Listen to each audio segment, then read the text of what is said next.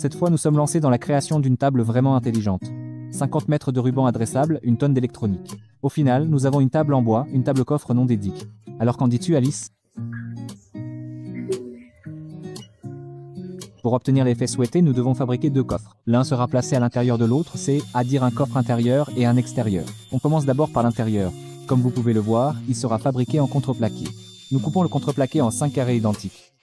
Ensuite, nous allons à la machine laser pour découper les pièces précises, avec des éléments de connexion comme ceci. En fait, ces petites dents sur les bords peuvent être qualifiées de joints à tenons et mortaises. Ce système facilite vraiment la vie. Et si le fichier est bien et correctement conçu, la structure s'assemble très facilement et rapidement. Mais procédons dans l'ordre. Au final, nous avons 4 pièces comme celle-ci. Ce seront les côtés latéraux du cube, et nous repartons à la CNC. Nous installons une fraise en spirale de 8 mm de chez CMT, fixons le point 0 et commençons le travail. À cette étape, la machine doit réaliser 40 mètres de ces petites rainures.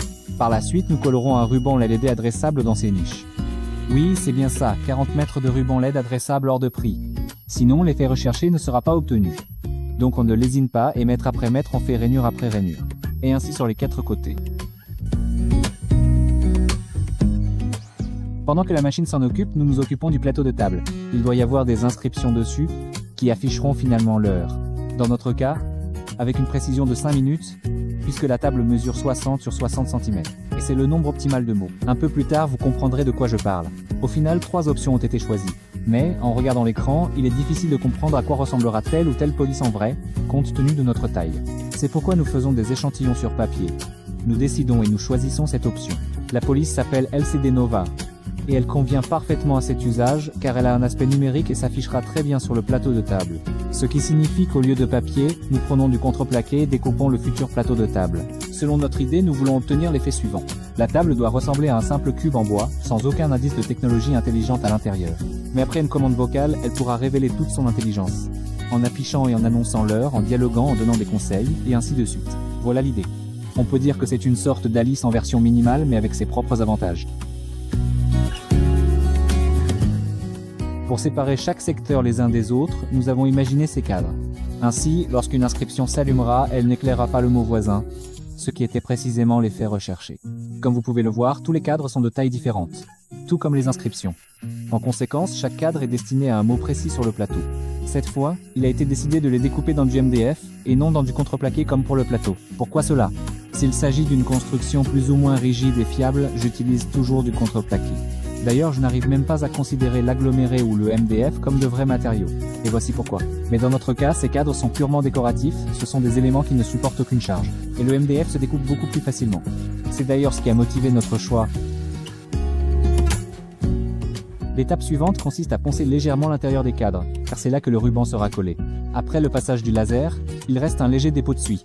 C'est ce que nous enlevons avant l'application de la sous-couche. Personnellement, j'aime vraiment ce genre de travail et cela commençait sérieusement à me manquer. Mais en regardant ces images, il est devenu évident que tout le monde ne partage pas mon point de vue. Au final, après une demi-heure de travail aimé ou moins aimé, nous avons cette montagne de cadres prêts à être apprêtés. Comme ils ne pèsent rien, le flux du pistolet à peinture va sûrement les faire envoler. Elles tomberont par terre, dans le sable, elles vont y coller. Bref, comme d'habitude. C'est justement pour cela que nous disposons les pièces sur du ruban de masquage. Et maintenant, on peut tranquillement appliquer l'après, sans craindre ni le sable ni le vent. C'est d'ailleurs ce à quoi je me suis attelé.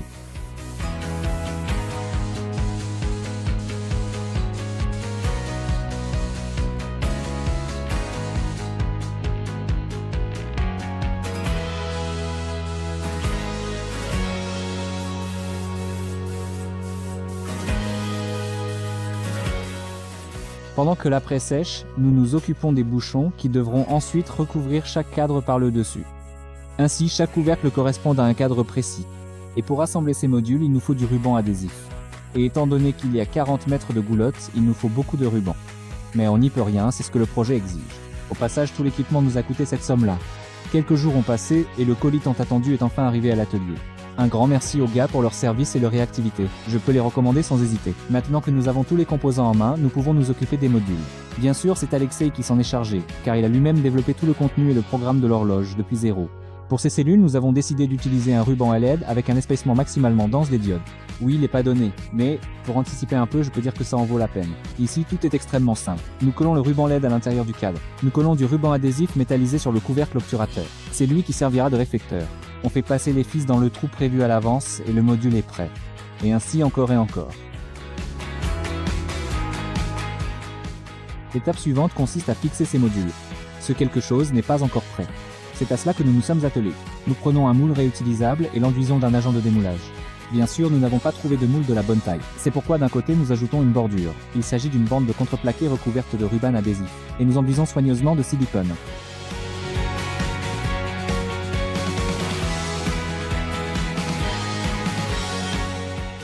L'étape suivante consiste à préparer la résine. Dans notre cas, il s'agit d'un produit appelé Art Eco de chez EcoWanna. C'est une excellente résine si vous devez couler un petit volume en peu de temps. C'est justement notre cas. Composant A plus composant B, on mélange bien et on verse, comme si c'était un seau. Comme vous pouvez le voir, l'intérieur des lettres tient sur de toutes petites cloisons. Bien sûr, au moindre appui, elles se cassent. C'est justement pour cela que nous les solidifions avec de la résine. Mais ce n'est pas la seule raison. La résine servira aussi de diffuseur de lumière et permettra de coller le plaquage sur le plateau de manière uniforme. Nous ne sommes pas trop souciés des bulles car après le plaquage elles ne seront de toute façon plus visibles. Et pour la diffusion de la lumière, elles ne fonctionnent que dans. De plus dans ce cas ces petites bulles nous sont même utiles, tandis que les grosses bulles qui se sont formées à la surface. Nous les retirons à l'aide d'un correcteur spécial. Vous trouverez les liens vers tous les matériaux et accessoires que j'utilise dans la vidéo. J'essaie toujours de les laisser dans la description, sauf si j'oublie. Le lendemain la résine a séché et on peut continuer. On sort le plateau du moule. Et là, je peux dire sans hésiter que ces moules facilitent vraiment la vie, ils la rendent bien meilleure. Sauf peut être la calibreuse ponceuse. C'est quoi ce truc? Au-dessus, il y a un tambour avec du papier de verre. En dessous, il y a un tapis convoyeur. Et ces petites molettes règlent la vitesse d'avance. On pose la pièce et on enlève de la matière. Passage après passage.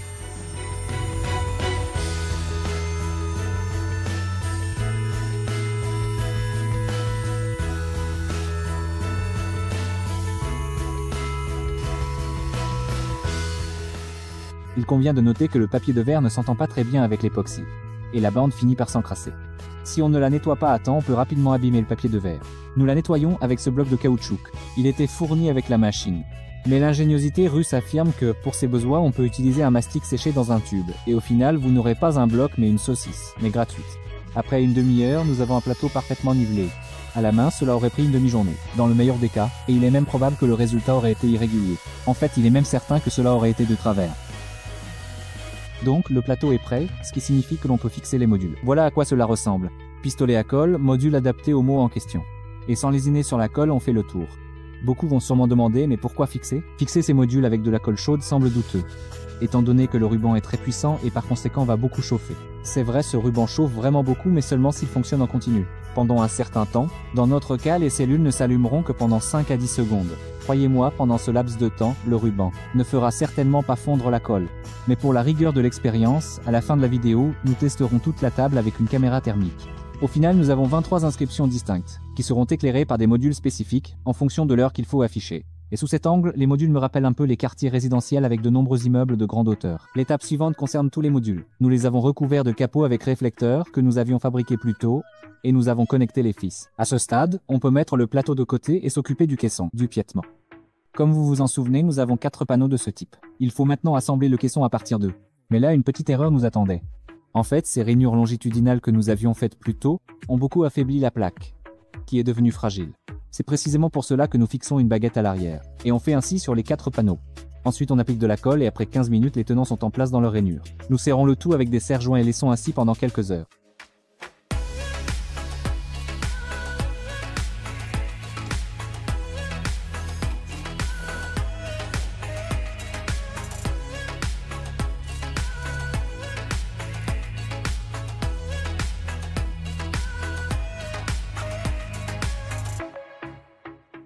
Pendant que la colle sèche, nous nous occupons du caisson extérieur.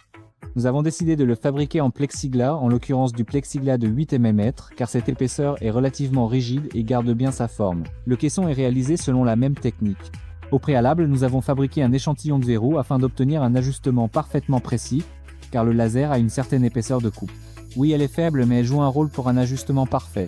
Le résultat nous a convenu, et nous découpons donc 4 parois identiques. Les zones de jonction, c'est-à-dire ces fameuses queues d'aronde, sont soigneusement poncées, car la colle adhère mal sur une surface brillante.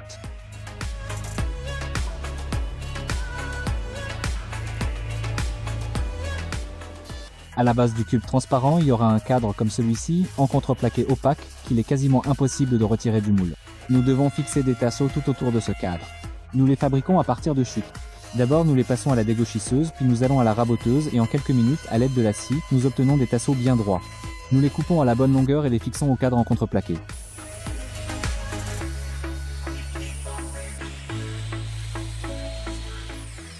Ces tasseaux permettront ensuite d'assembler les deux caissons, l'extérieur et l'intérieur, entre eux. Mais pour l'instant, nous assemblons entre elles les parois du caisson extérieur transparent à l'aide d'une colle gel universelle.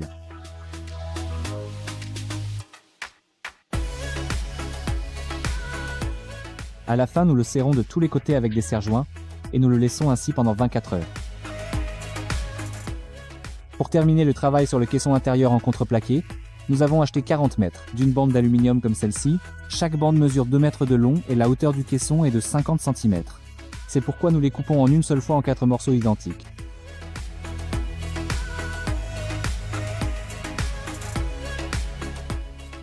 Et en quelques minutes à peine, nous obtenons ce joli résultat. Gloire à la scie à ruban.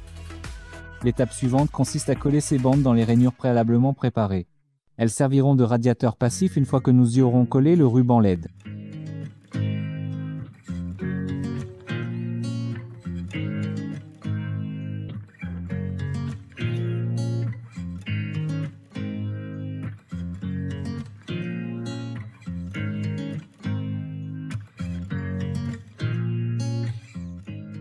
Mais avant de coller le ruban, nous devons le souder en morceaux de 50 cm. Au final, une journée entière de travail a été consacrée uniquement à cela. Et finalement, sur 40 mètres de bande d'aluminium, on a installé 40 mètres de ruban LED adressable, avec une densité de 60 LED par mètre, linéaire. Et bien sûr, après l'assemblage, il faut vérifier l'intégrité de toutes les connexions. Mais pour être honnête, on avait juste hâte de voir le résultat préliminaire. Et voici à quoi il ressemble. Beaucoup diront que c'est le projet de Guyver. C'est tout à fait exact. Sannya a fabriqué une telle lampe il y a déjà quelques années et l'a mise en accès libre. Ce qui signifie qu'il a autorisé l'utilisation de tout, ce dont d'ailleurs les Chinois ont très rapidement profité. Mais pour éviter les commentaires en colère, je lui ai redemandé spécialement pour vous. Quoi qu'il en soit, sous cette forme, je n'ai jamais vu cette technologie. Oui, et ce n'est qu'une petite partie de notre fonctionnalité. Tout le reste, nous l'avons fait nous-mêmes et à partir de zéro, mais nous en reparlerons un peu plus tard. À ce moment-là, la colle sur le boîtier transparent avait séché et nous devions y coller le plateau de table. Mais avant de le faire, nous marquons un point dans un coin et découpons un petit trou à l'aide du laser. Par la suite, nous insérerons un microphone dans ce trou afin que la table réagisse aux commandes. Pour éviter que le trou ne se remplisse de résine lors du collage, nous fabriquons ce genre de bouchon. Il nous restait après la découpe au laser. C'est le bouchon du même trou et comme vous pouvez le voir, il s'adapte parfaitement. L'étape suivante consiste à retirer les serre-joints du boîtier et à préparer la surface sur laquelle reposera le plateau de table. Nous la ponçons soigneusement.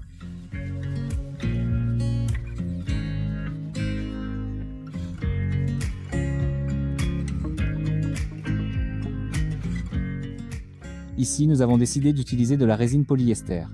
C'est avec elle que nous collons le plateau sur le boîtier transparent. Ici, on applique le mélange sur le pourtour, on pose le boîtier et on serre-joint.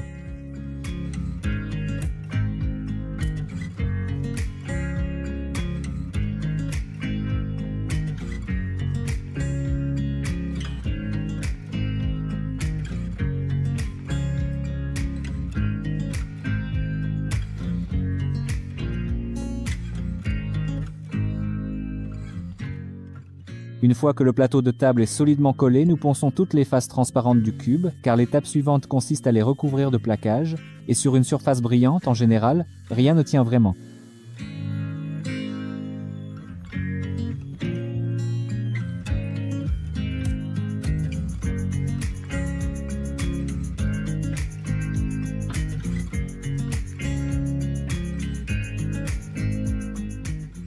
Et ensuite, le plus intéressant a commencé. Nous devons obtenir l'effet que le boîtier ressemble à une simple caisse en bois, mais qu'une fois allumé, il s'illumine et crée un effet waouh. Pour cela, nous devons le recouvrir d'un plaquage fin qui laisse parfaitement passer la lumière.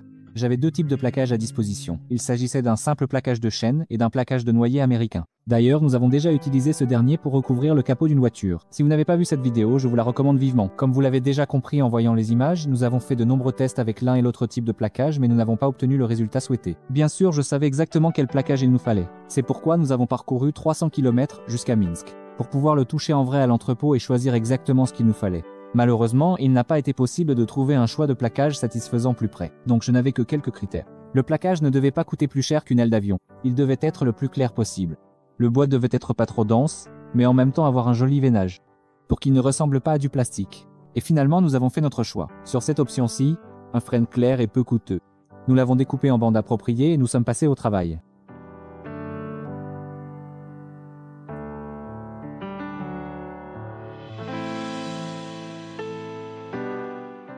Nous enveloppons le cube de film plastique et le fixons avec du ruban adhésif, afin que l'excédent de résine ne salisse pas les parois adjacentes.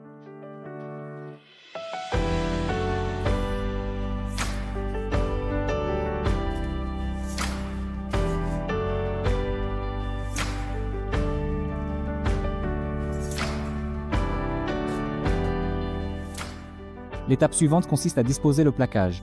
Nous choisissons le motif et fixons les bandes entre elles à l'aide de rubans adhésifs. Oui, je sais que la technique de collage du plaquage est normalement différente, mais notre tâche est inhabituelle. C'est pourquoi nous avons tout fait à notre manière.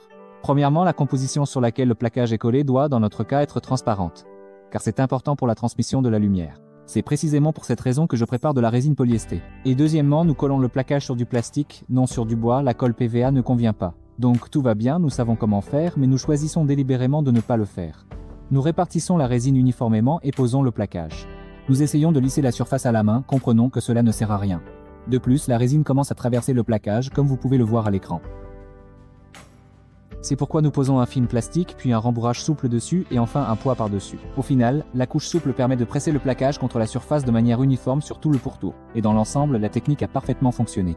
Après quelques heures, nous retirons le sandwich et évaluons le résultat. La seule chose qui ne nous a pas plu, ce sont les bandes visibles entre les lattes de plaquage. En fait, le plaquage n'est pas découpé parfaitement droit à l'usine. Nous avons longtemps essayé de découper le plaquage plus droit à la main. Mais il se cassait ou s'écaillait plus facilement. Mais ensuite, nous avons trouvé la solution idéale. C'est le laser.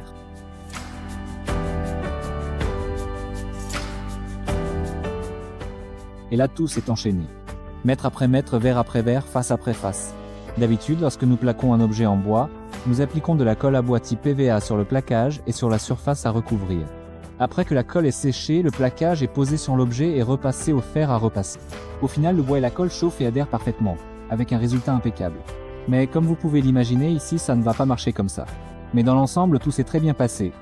Et les micro-espaces entre les bandes de plaquage sont pratiquement invisibles et ne gâchent absolument pas l'apparence de la caisse en bois simulée. L'étape suivante consiste à découper le plaquage. Comme il s'agit d'un matériau fin et fragile, j'ai décidé de choisir un outil spécial.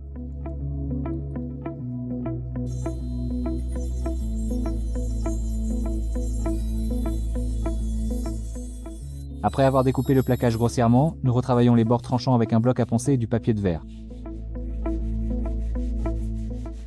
Nous ponçons les traces de résine qui ont débordé avec une toute nouvelle ponceuse sans fil. C'est vraiment pratique, surtout quand tout fonctionne avec le même système.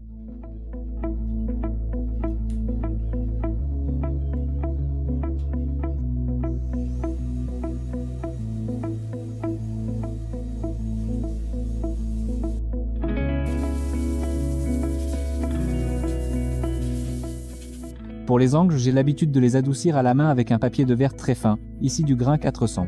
Et une fois que toutes les faces et les angles sont poncés, on peut peindre le cube. Ici, j'ai utilisé un vernis mat, comme dans la plupart de nos projets.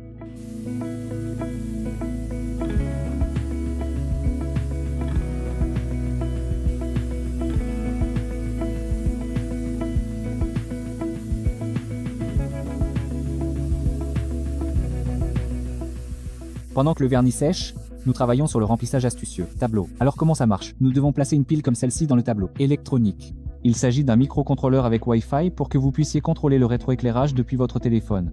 Ensuite le module MP3 pour que vous puissiez télécharger des fichiers depuis. La table pourra jouer des réponses audio. Et pour que la table comprenne ce qu'on lui dit, nous allons intégrer un module de reconnaissance vocale. Et ce module est même capable de distinguer les voix et de différencier le propriétaire d'un étranger. Pour que la table connaisse toujours l'heure exacte et l'affiche à ma demande, il a fallu installer une puce d'horloge temps réel, un composant essentiel. Et bien sûr une Arduino pour que tout cela fonctionne ensemble et se mette en marche. L'étape suivante a été d'installer les haut-parleurs et l'amplificateur. Et après avoir tout testé, nous avons commencé l'assemblage. Je laisserai les liens vers tous les composants dans la description. Pour apprendre à la table, nous enregistrons les commandes auxquelles elle doit réagir. Edic, comment ça va? Edic, quelle heure est-il? Edic met de la musique. Nous avons aussi inventé nous-mêmes les réponses à ces questions et les avons enregistrées sur le module MP3. Comme vous pouvez l'imaginer, il peut y avoir énormément de variantes ici. Ceci n'est que la toute première version d'Edic. Nous prévoyons de l'améliorer et de le développer à l'avenir. C'est pourquoi n'hésitez pas à proposer vos idées de fonctionnalités. Qu'est-ce qu'on pourrait demander et quelles réponses aimeriez-vous entendre? Je rappelle que de tels projets ne sont possibles que grâce à votre soutien. La meilleure façon d'aider à promouvoir la vidéo, c'est de la partager, où que ce soit. Un like, un abonnement et un long commentaire sont également très importants. Merci, et que la hache et Edic vous apportent le bonheur.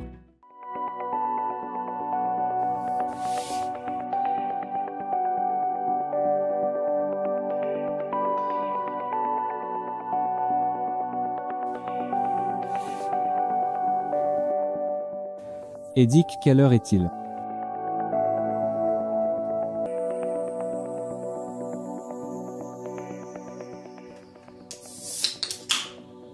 Et quelle est donc cette fête que nous célébrons?